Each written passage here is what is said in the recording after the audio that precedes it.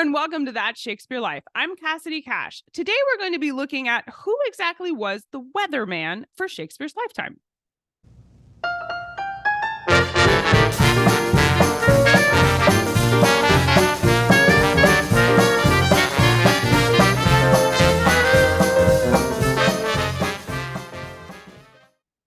They may not have had Doppler weather radar or green screens on television in the life of William Shakespeare, but that doesn't mean that people weren't recording and even predicting what the weather was going to be like, with meteorologists telling people when you needed to carry an umbrella for the day. To learn more about the details of meteorology for turn of the 17th century, as well as who it was that were keeping these records of the weather and weather data for Shakespeare's lifetime, we sat down with meteorologist, formerly with the British Meteorological Office, which is the UK State Weather Office, and expert on the history of weather and weather data, Martin Rowley. Here's what he had to say. First of all, not weather diaries as you or I might understand them, or indeed as I keep one still to this day. And I'm well into my 70s now, and I've been keeping them since I was an early teenager. So unfortunately, we haven't got nicely organized weather diaries day by day. And one of the main reasons for that is because we haven't got instrumentation. We haven't got the thermometers, we haven't got barometers. Thermometers, of course, to measure temperature. We haven't got barometers to measure air pressure. We haven't got hygrometers to measure relative humidity. And even rain gauges weren't really standardized. So there was no real push for people to set up a regime, if you like, of day-by-day weather recording. But it doesn't mean to say, of course, we don't know what the weather was like. And we have to turn to other sources. And they're fantastic sources. But broadly speaking, they're grouped into three types. What I call the estate managers and the royal records, and I'll go through each in turn and try and briefly describe what each will tell us. Second category would be seafarers, and the third category would be the country clergy.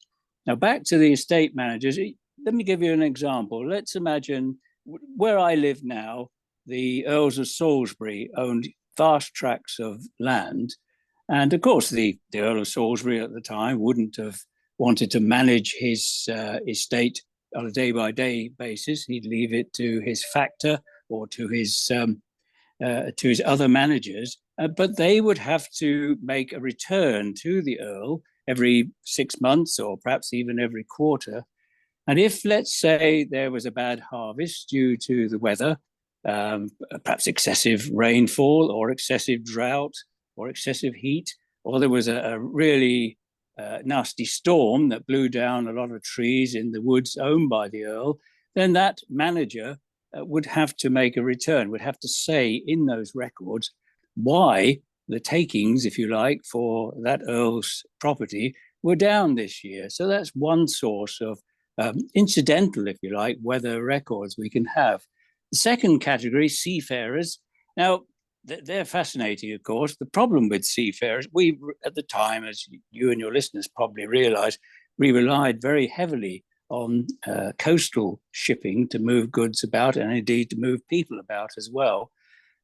Smaller ships would not really want to turn out in something like a 30, 35 mile an hour wind, whereas the larger vessels would be quite happy to weather those storms. And it's sometimes quite difficult to work out how small a ship is or how large a ship is, because from those records, we can then tell how strong the winds on a particular day during a particular storm were. And a storm might cause lots of coastal shipping to head for shelter, whereas the larger ships wouldn't bother so much with that. And the third category, of course, is our old friends, the country clergy. They again they did later in the, what should we say, late 17th century onwards. Yes, they did start keeping day by day weather diaries, but at this stage, they were making notes, for instance, again, try and give you a real world example for the time.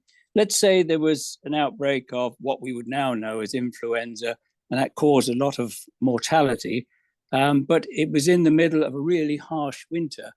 They would have to make a record that they couldn't adequately bury people due to the fact that the ground was very frozen. So it's those sort of records that we're looking at, Cassidy, to fill in, to flesh out, if you like, our knowledge of the weather at the time. To find out more about weather information like weather vanes, floods, and fires from Shakespeare's lifetime, as well as to see some examples of these records we talk about in our conversation with Martin, you can hear our entire interview and check out the bonus history about weather diaries for Shakespeare's lifetime, all packed into the show notes for this episode today. There's a link for that right below this video.